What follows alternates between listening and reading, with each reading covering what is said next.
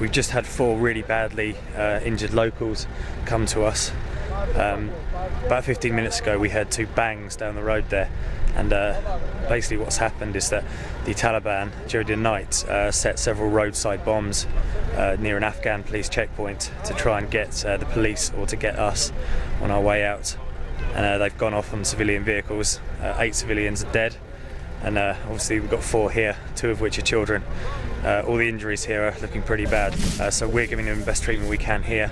We've called in a helicopter to land where it did the other day to pick them up and take them back to Camp Bastion so they can go to the field hospital there and get the best treatment they can.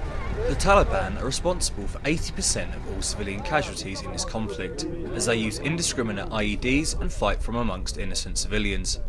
It turned out that in this case, they had laid bombs on every possible route that we might take out of the area, regardless of how many civilians use the roads, and these bombs had gone off on a minibus full of locals on their way to work that day. This boy had a large piece of shrapnel in his abdomen. He later died. Before long, an American Black Hawk and a British Sea King helicopter appear, and the wounded civilians are loaded onto them.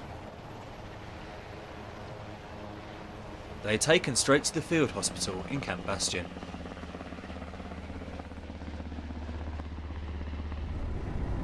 We then prepare to move back to our base in Lashkar, which is the capital of Helmand Province.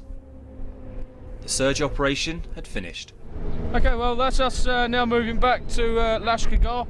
The op went well. I think we pretty much achieved what we wanted to achieve. It was very busy. At our level, it was difficult at the time to see how successful we had been, and the effect our operation had had on the surrounding area.